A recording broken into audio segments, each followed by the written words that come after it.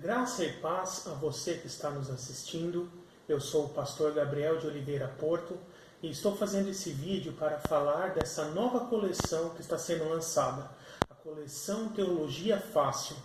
Ela tem o objetivo de ensinar a teologia em toda a sua profundidade, mas com uma linguagem simples, prática, indo direto ao ponto, voltada para leigos, de forma que qualquer um possa ler e entender essas questões teológicas tão importantes para todo cristão. O volume 1 dessa coleção é o livro Entenda a Trindade. Nele eu trato basicamente 4 disciplinas. Eu começo com a teontologia, o estudo da teologia que fala a respeito da pessoa de Deus, mais focado no Deus Pai. Então eu começo falando das várias concepções a respeito de Deus que existem nas diversas religiões e filosofias por aí, e contraponho com o ensino bíblico a respeito de quem é a pessoa de Deus. Depois coloco também várias formas lógicas de comprovar a existência de Deus, como Deus se revela, os seus nomes e títulos na Bíblia, seus atributos e, por fim, trato da doutrina da Trindade, também já explicado no decorrer do livro. Na segunda sessão, eu trato sobre a pessoa do Filho de Deus, Cristo. Então, começo falando com os nomes e títulos que ele tem na Bíblia, cada um com seu significado. Falo também da natureza humana dele, da natureza divina dele, e também como ele concilia essas duas naturezas sendo uma pessoa só. E ao mesmo tempo já vou expondo as diversas tentativas de explicar essas questões que houve na história. Também falo da obra redentora de Cristo e, por fim, trato da questão da teofania e cristofania. Cristo já atuava no Antigo Testamento? Ele já se manifestou aqui nessa terra durante o Antigo Testamento em algum evento? Isso é o que você saberá no capítulo 12 desse livro, final da segunda sessão. A terceira sessão, que vai dos capítulos 13 ao 18, eu trato da pessoa do Espírito Santo. Começo falando também dos nomes e títulos e símbolos usados na Bíblia para falar a respeito do Espírito Santo. Também falo da personalidade do Espírito Santo, comprovando na Bíblia que ele é uma pessoa, não é só uma energia ou uma manifestação. Falo também da divindade do Espírito Santo, comprovo que, assim como o Pai é divino, o Filho é divino, o Espírito também é divino. Também falo da atuação dele, da obra do Espírito Santo, tanto no Antigo quanto no Novo Testamento. Falo do fruto do Espírito Santo, realçando ali cada uma das características expostas ali em Gálatas 5. E por fim, falo da questão dos dons do Espírito Santo. Primeiro separando em categorias, dons de serviço, dons ministeriais e dons de poder, e explicando cada uma delas e mostrando qual é o entendimento tradicional ou histórico dessa questão e também o entendimento pentecostal. O volume 2 dessa coleção é o Homem, Pecado e Salvação. Como o nome já sugere, de forma bem sugestiva, eu trato a respeito do ser humano, a antropologia bíblica, a respeito do pecado, a hamartiologia, e a respeito da salvação, a soteriologia. Então, na primeira sessão, a respeito da antropologia, nós vamos ver como o homem foi criado, o que é o homem, como ele era antes da queda, como foi a queda, como ele se tornou após a queda e a promessa da redenção futura, da glorificação que ele terá por meio da salvação em Cristo. Também trato a respeito do corpo, alma e espírito, o que é cada uma dessas partes do ser humano.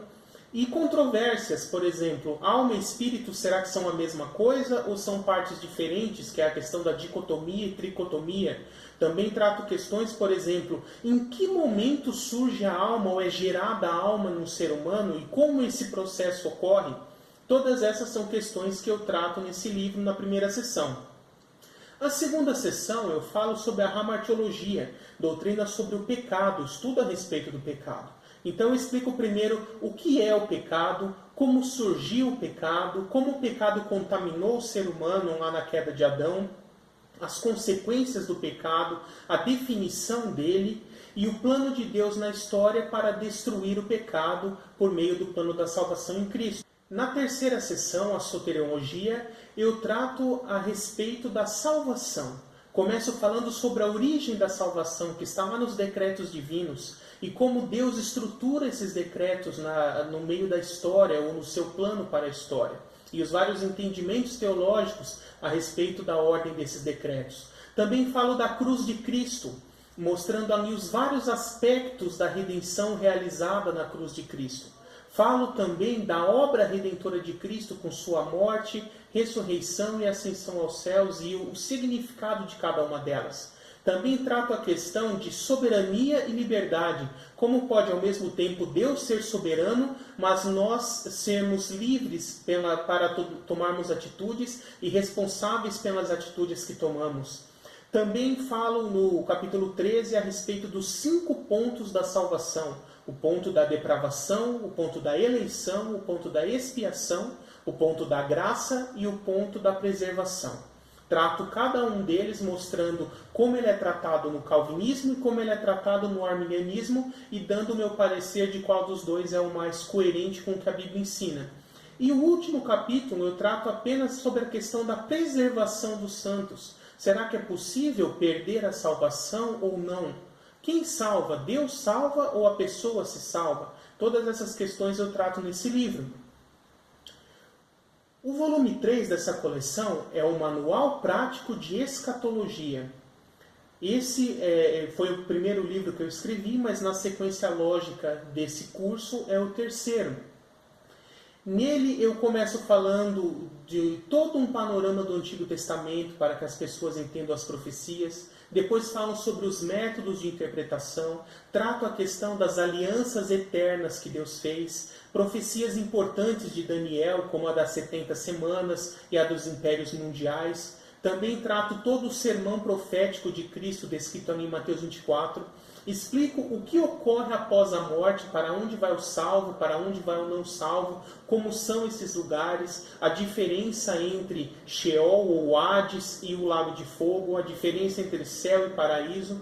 Todas essas questões eu trato na primeira metade do livro. Do capítulo 7 em diante eu vou tratar a tribulação.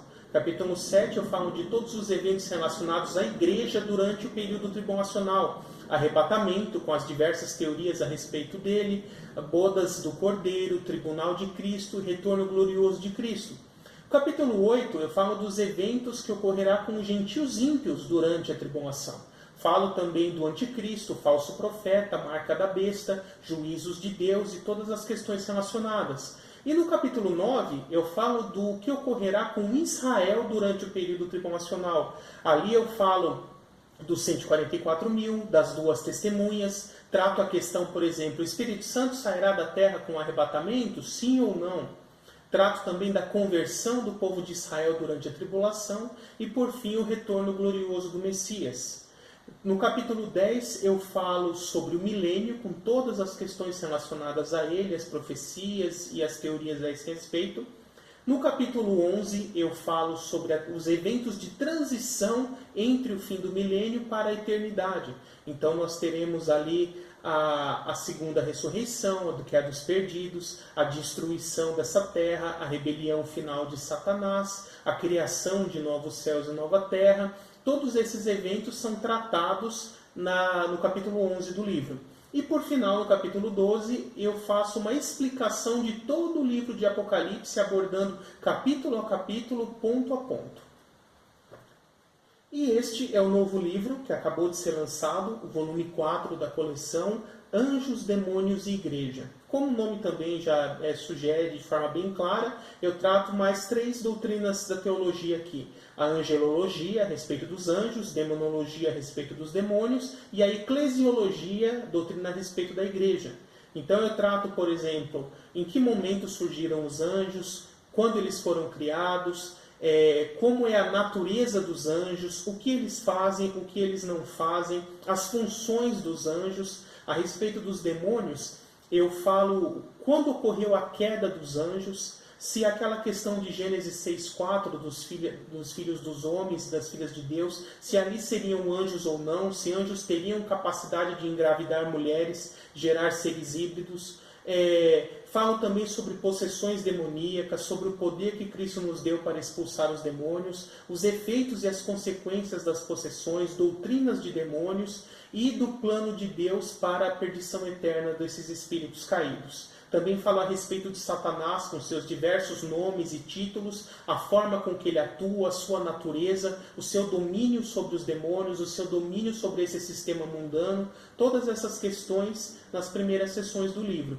E a terceira sessão, que é de eclesiologia, eu trato tudo a respeito da igreja, desde a forma profética com que Deus revela o plano da igreja já no Antigo Testamento, de alguma forma prover salvação aos gentios, a igreja nos planos eternos de Deus, a diferença entre igreja local, igreja universal, igreja militante, igreja triunfante, os diversos significados da palavra igreja na Bíblia. Também falarei sobre os locais em que a igreja se reunia desde a fundação e essa transição, a igreja fundada em Cristo, as distinções entre Israel e igreja, separados como dois grupos no plano de Deus. Também tratarei questão das ordenanças ou sacramentos, também falarei de batismo, ceia e várias outras questões relacionadas a esse assunto. Também tratarei das funções eclesiásticas, pastor, bispo, diácono, presbítero e todas as questões que envolvem isso, o relacionamento que a igreja deve ter com o seu pastor, a relação entre igreja e Estado, os modelos de administração eclesiástica, todas essas questões você encontrará nesse quarto volume da coleção Anjos, Demônios e Igreja. Eu recomendo que você possa adquirir toda essa coleção. Eu estou fazendo uma promoção para o pacote da coleção completa. Essa coleção ela tem uma linguagem simples, bem didática, voltada para leigos. Qualquer pessoa, qualquer cristão comum, com um conhecimento básico de Bíblia, poderá ler, entender e aprender muito com esses livros. Muito obrigado pela sua atenção e que Deus te abençoe.